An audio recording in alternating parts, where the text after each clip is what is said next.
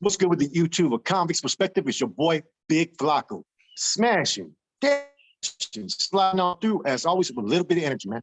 And today, man, we got an interesting story from an eyewitness. So we're going to be doing something a little bit different from time to time. And what we got going on is we got a few NF members, a few NR associates from the past, Nuestra Raza, who did time in the 80s and 90s, who are going to write stories of eyewitness accounts of things that are going on. And since we dropped that last video about Carlitos, we had someone reach out to us about a story that they have experienced with him in the county jail. And I know a little bit about this story as well. It's going to be a good one. Keep it out. All right, man. So this is word for word. This is something the homie wrote. We know who he is. He's the real deal. So this is exactly how he wrote it. So if there's any kind of misinterpretations or I sound weird, it's exactly word for word, and we'll get to it. I listened to the last video you vatos did on Carlitos de San Jo, whom I've done time with in the Santa Clara County Jail, 4th floor, which is the hole. I have not seen the homie Carlitos since the day in question here. I was probably about 5 years older than Carlitos at the time of the incident, which was back in 1990 or 1991. Carlitos was a young buck then, I should say anywhere between 20 or 22 years of age. His conduct was much more older than his age. He was always very quiet and somehow was on top of every single thing. I used to trip out on him. For one, he was the point of contact in our pod and clearly had some influence over the neighboring pods. I was the porter in the pod where he was housed at. It seemed like every day he had kites going to him. I know this as I was the one picking up the kites and delivering them to him, picking up kites from Carlitos and passing them to other pods as well. One thing was for certain, people respected him, not sure if it was by the way he conducted himself or whatever rank he held. While I was the tier porter in said pod on the 4th floor, we got a new arrival that came in from another pod, as I had seen that individual before. His name was Pepper Trinidad from Westside San Jo and was a Nuestra Familia member. Upon his arrival, Carlitos called me to his cell and advised me the dude that just arrived was no good and that he was going to hit him, that he needed my assistance. I said no problem, thinking he was going to ask me to hit him, which made me very nervous as I only had minor parole violations. I guess he saw my concern and he laughed and said, "Don't worry, brother, you are not going to move on him. I got his sorry ass, okay?" I said, "Yes, sir," relieved as hell. He then said, "Do you see that temperature measure clock up there on the wall? I want you to get it down and open it. There is a metal prong that holds the arms together. I need you to get me that prong and remove the arms and hang it back up." I was wondering what the hell he was talking about in regards to the prong. Once I removed the clock type temperature measure and opened it up, I saw what he was talking about. There was a metal prong where both arms were inserted. It was as thick as a pinky finger and about 3 inches long. I took the prong to Carlitos and had to ask him, "How in the hell you know that was in there, bro?" He said, I'm in the business of finding out where everything is at. Now I need for you to go do me another favor. Go and tell Cochise that I need him to act as a JCat while old Pepper takes your job. As you will need to tell the cops you no longer want the job. Don't trip, you will get it back mañana. The plan is you will quit, then the CO will be forced to bring someone else out to work to pass out the dinner trays. If no one takes the job, they will eventually get to old Pepper and he, my friend, will take the job. As you know, we are always schooled to these type of jobs or have someone working with us to hold the porter position. For communication purposes, it was essential that we always establish avenues to communicate with those near us. Pepper has been around, and based on instincts, he will take the job. We had a few cells with Africanos and Gavachos, I believe about 4 or 5 cells. Carlitos then asked me to take the kite he was passing to me and to have him read it in front of me and to tell them it was from me, to wait for their answer right there in their door and take it to the next cell. This way Pepper would be blind of what we were doing. The kite basically said we told the nortenos in said pod we were going to handle some NF business, and based on the solid communication we have established, that we asked for their assistance in the following way. that if the CEO popped their door asking them if they wanted the porter job, they were to decline. We had a good communication with them as well, and we used to get tobacco and weed and would always hook them up. I advised Carlitos that they had all agreed and he had a kite for Cochis, Johnny Rodriguez, basically saying that when Pepper gets the porter job and the tray slots are open, to start kicking the door and not pay no mind to Pepper if he went over there to get at him. Then I called the CEO and said I was feeling ill and wanted to go in my cell. Then the CEO started asking each cell if they wanted the porter job. Everyone declined, and they made its old Pepper who took the job. I had collected a few National Geographics and took those to Carlitos, who was already busy making a good-sized spear. I knew Carlitos as we were in another floor where he had moved on Bandit from Gilroy. This guy was built like a bodybuilder, a huge dude, and Carlitos was going to assist a homie who had to do some cleanup. The other homie chickened out at the last minute, and Carlitos moved on Bandit alone. Hitting him a couple times while Bandit was on the phone. No doubt Carlitos had them right where they belonged. Through time, I had heard so many stories of him putting in work.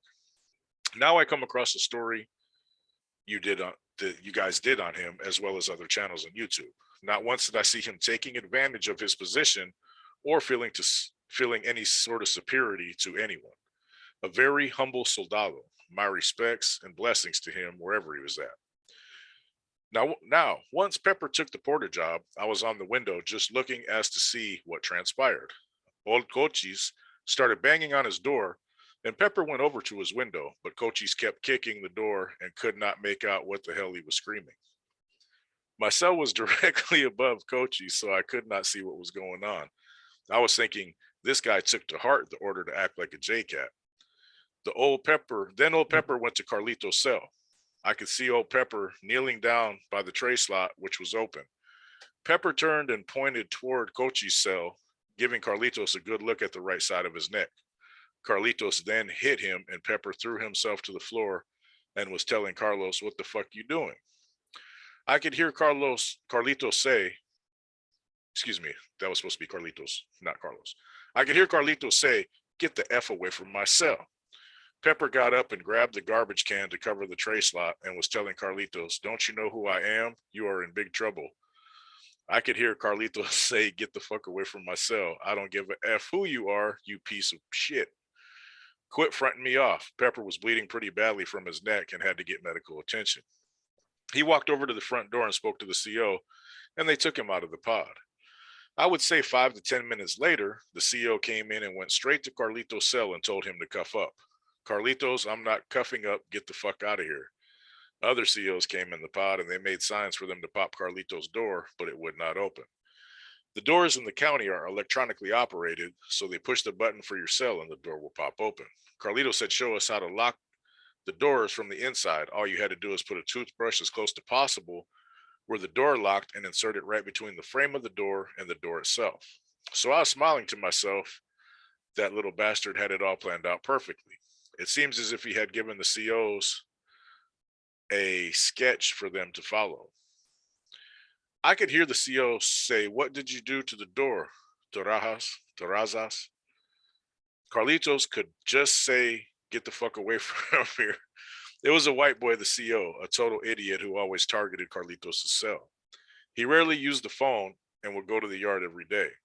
Carlitos would make pulque here and there, and when he went to the yard, he would put it inside the garbage can and would let me know so I won't toss it or throw stuff on top of it.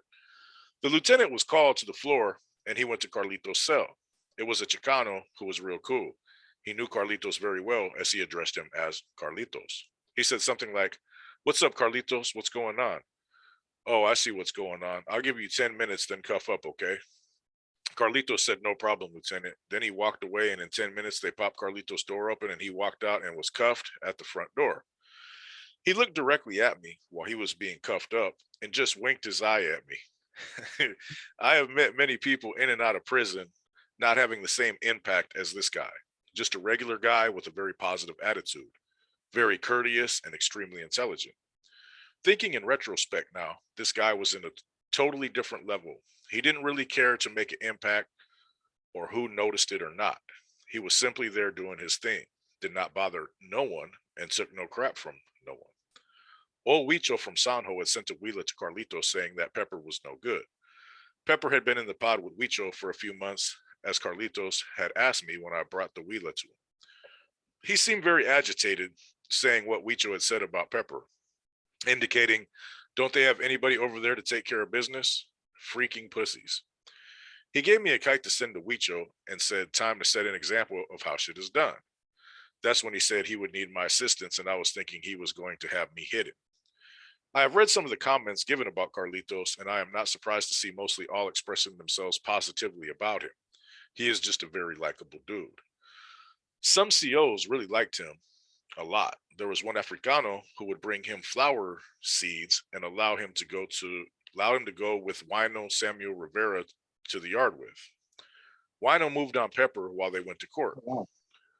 Later said he had told Carlitos he would move on Pepper if they go to court together, and they had a few days after Wino had told Carlitos such. As Wino said he was thinking, me and my big mouth, he really put it on Pepper as well, knew how to come off the chains per Carlitos' teachings.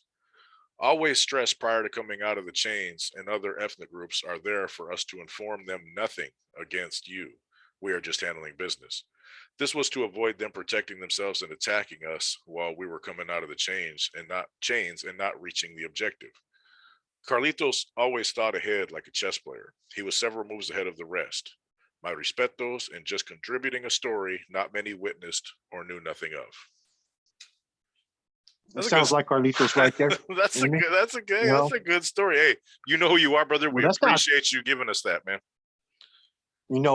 Yeah, appreciate that, man. That sounds like exactly like Carlitos. He whacked that dude Bandit. He whacked that dude Pepper. And then when he was about to go home, like about 2 months to the house in the Bay, he whacked his celly and got 14 years, 8 months. So he was the true, image of a firm believer as far as in the cause and the organization, man. And the interesting thing about this hit was the one who ordered it was Chente Oro, believe it or not. This was around the time right before they all got indicted and brought down for all those murders and stuff like that, man. Yeah, it's a classic example, man, of how things used to be in the county jail. And I've been to the 4th floor. So all the stuff that used to happen back then, like we used to come out for pod, right? And before we were supposed to go in, we close our door and go hide in the shower and try to whack people. You know what I'm saying? So it's a little bit more different nowadays, man. I mean, back in those days, you used to be able to handle business, man. But nowadays, you don't see that same thing. The new era of all these soldados and familianos, they're not putting in that type of work like Carlitos was and others before us. You know what I mean? There was individuals that were putting it down back then, man, making sacrifices. And they said it by example, not just giving an order for you to do it. They were doing it themselves. Hey, do you know if, I know you know him. Do you know if that point in time, Carlitos was already a C? He was, right? Wasn't he pulled in the 80s? He was pulled in 89. He was undercover. Yeah, so he was already a C then. So yeah, he could have just easily gave that directive to somebody else, and he did it. Yeah, at that time, there were still a lot of undercovers. Like Pony was an undercover, Carlitos was an undercover, so you weren't to reveal your status. Right. So a lot of times they would infiltrate as they were Nuestra Raza members. You get what I'm saying? Yeah. Everything started changing around Black Widow time. You know what I'm saying? That, as far as the status wise. But I heard recently they've been pulling undercovers again, But back in those times, you could be undercover for 5 years. Nobody knows, but people.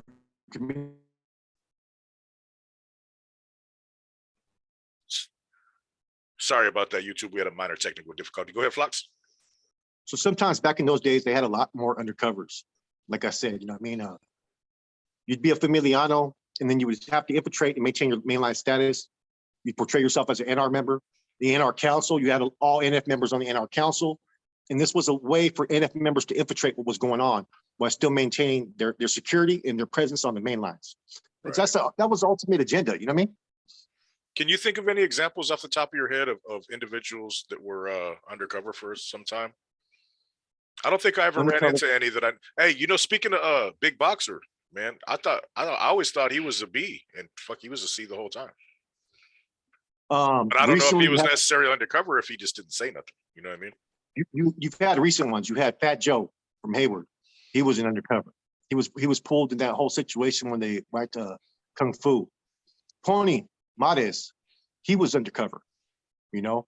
See, Carlitos's association came because his vecino, his neighbor where he grew up out there on M Street was Spanquillo. You know what I mean? Cerna. Yeah. So he was already functioning with the regiments like back in the 80s, believe it or not. And that was rare back in those times. So he was functioning during a time era when there's not much known as far as within the regiments. And that's why for the hits he did and for kicking in money, that's why he was held with such high honors for the stuff that he did. I mean, because he didn't just do it in prison, whack dudes and all that. He was out there making money as well. So he was definitely in the mix for a minute. Yeah, like I've said before, bro, the only things that I have ever heard about this individual were positive. Um, do you know anything about what happened to him? I heard he's still all good. That was my last understanding. Yeah. That's what I gather. His name hasn't popped up too much on our radar until we briefly mentioned him the other day. But yeah, that's a trip, man. Yeah, everything I heard was he was like really he wasn't one of those dudes who flexed like, hey, I'm this, I'm that, you're this, you're that. I need you to. He did it. You know, he all right, Well, we've had a lot participated of or people. had it done. You know. We've had a lot of people reach out to us after we did that video. Yeah, Man, they tell us that we appreciate that you did this. It needed to be done, man. You know, well, someone got at us first and foremost. You know what I mean? And you know, his story is pretty much, you know, knowing him and the teachings he taught me was he didn't just sit back and accept things that were wrong. He stood up and voiced his opinion, he which advocated. is very dangerous. You know what I mean? Very dangerous. I mean, look at the situation with Conejo. You know what I'm saying? He was talking about Conejo needs to go. He needs to get whacked. He filed his complaint, filed his report, and no one made a decision on it. Now look at what Conejo did. You know what I'm saying? So that's a prime example of him recognizing someone who's faulty and is not a believer in their teachings and is just self-serving, and him standing up for the benefit of the oath.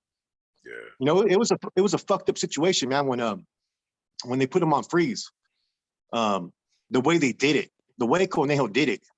You get what I'm saying? Yeah. Put it out there. If you run into this guy, you know what I mean, and he takes any type of a stance against you, you have the authority by the NF to take flight and do this and that. Man, you don't put filters out like that, man, especially from someone who's caught time and put in work, you know, and even the way that he handled when they cleared him, right? They wanted to give him back his RC position. He said, the brother's doing a good job. I'm not in this just for position or authority. Yeah. I mean, let him continue to do what he's doing, you know? And you don't see that nowadays. I mean, now it's all about this. That thing you were putting in work. Yeah, you know, sometimes, man, those overall authority positions, man, it's better to let somebody else run the show, man. That's the first person that's going to get in a wreck, and especially during times when there's a lot of drama. You know what I'm saying? Man, I'd rather be second to third. You know what I mean? Because man, you make one wrong decision, that's your career, bro. You know, and you got to make those decisions. Sometimes you can't pass the buck. You got to make that choice, man. And the wrong choice will end your career. It's a dangerous life, man. It's a Yeah, you know, dangerous like, life. you know, there's a lot of individuals we met throughout this time, right? And a lot of them, you know what I'm saying, don't always hold that righteous agenda, but there is those that do. Yeah. You know, that the other individual he's talking about was Sammy Ramirez from Wino. He was a carnal too as well. He became a C later. That was kind of interesting. And now I know why Huicho pushed such a hard line on Carlitos. You get what I'm saying? Because Huicho was one of the ones that was pushing that Carlitos has done. It's a rap form and this and that. Apparently there were some personal issues, man, based upon this. You know what I mean? Why didn't Huicho take care of business and then try to sit there and send orders over here? You know what I'm saying? I guess from what I heard, Huicho was trying to impress Chente Orojo at that time. You know what I'm saying? Yeah. Trying to already attain status and all that, but he didn't get his status till 94. And I know Huicho. I got love for him, man, but I see where Carlitos is coming from, you know what I mean? In his position, how he acted towards him. You know what I'm saying? It's just self-explicit. Yeah. Yeah. Hey, a lot of times out of 10, more often than not, a lot of the things that go on, you know, that end people's careers, a lot of times the nature of the issues are personal, man. You know, and these are things we try to get across to you guys, man, that are in the lifestyle, on the verge of the lifestyle, whatever. You don't have to necessarily fuck up, man. back to what we say all the time. It's a popularity contest. It's who you know and what you bring to the table. A lot of times, not always, over being righteous. And that's just Do you, facts. do you think Brass regrets not putting the green light on Conejo back then? No doubt. You know what I mean? Because when he got cleared around 2002, he filed a complaint on Conejo requesting for Conejo to be killed for trying to endanger his life. Because I never heard one time Carlitos ever say that Corcoran was headquarters now. Never. I never even heard that, bro. Yeah. And I even seen that mentioned in the truth filter, man. I never heard that, bro. You know? So, I mean, here you are 20 years later. You know what I mean? Look who created all this mess between the state and Fed conflict. Conejo. Yeah. They should have dealt with him when they had a chance. He was in the wrong, you know, because of prior issues with Carlitos in the Bay.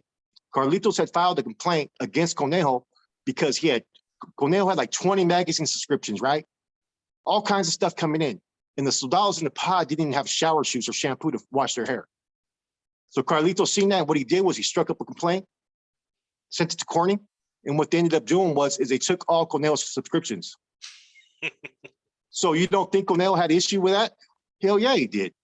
And at that time, Conejo was a captain at that time. You know what I'm saying? That says a lot. If you're, as a Cat 2 member at the time, if you file a complaint against a captain, you know that could backfire against you. He still did that. Yeah. You get what I'm saying? He still did that.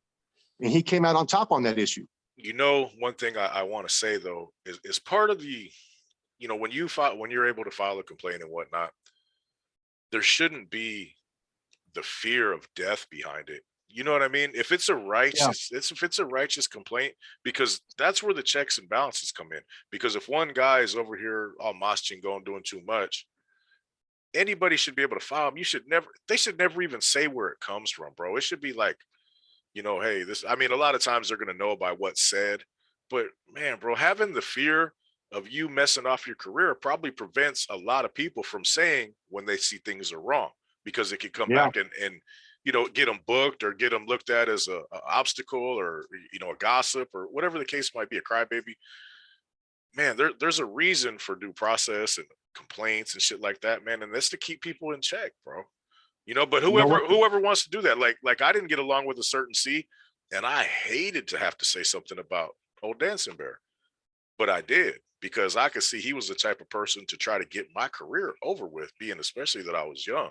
So I had to write right away, you know. But man, was I nervous? Of course. That dude's been around, you know, 30 years. I've only been around 2 at the time, you know, 3. Think about it, Rojo. A young Northerner gets victimized, gets oppressed, basically, right? Yeah. Gets fined for something that they didn't do, something that's just not even right. Where do you have a voice in that? You don't have a voice. Right. You know what I'm saying? You know, no C is really going to override another C. You know what I'm saying? So you could be deemed no good for an act that was not uncalled for, that should have never been sanctioned, but no other C is going to touch it until that C flips. As soon as that C flips, he can open up the case if he wants. You know, I've seen that happen in San Jose with an individual named Gilbert. He was deemed by Caja Rodriguez, right? No other C would touch his case. As soon as Caja Rodriguez flipped, they opened his case and they cleared him. That's the unfortunate scenario, man. Yeah. And that's what's going to keep people from standing up for their rights. And that's going to have people have a little bit of animosity, you know what I'm saying? A little bit of hate for when that person does flip, you know what I mean? They're going to be on that ass. But I mean, Sure. If you see something wrong and you know right from wrong, and you have no voice because you're taught that you are not really equal, you have no part of the old business, you can't say nothing. What can you do? You know what I mean? Really, think about it. I mean, there's a lot of stuff, I mean, in our careers that we've seen from other individuals that we know was not right, and we turned the cheek to it. That's just part of life, man. It's unfortunate, but it's real. There's a lesson right there, man. Always a lesson in what we tell you guys, man. We're not just saying this stuff just to say it or whatever. It's the truth. It's gospel. You can ask anybody who's been there and done that, man. They'll tell you the same thing. It's a rough life. It's something you really got to think about, man, whether you really want to be involved. You got to outweigh things like this. You got to outweigh the consequences with these, you know, start date 2055 release dates. You got to take all that stuff into consideration, man. Story about Carlitos, man. We appreciate you for submitting this, man. You know who you are. We appreciate that, man. If you got more, keep them coming, please. It's your boy Rojo, Big Flaco. We're out of here, man.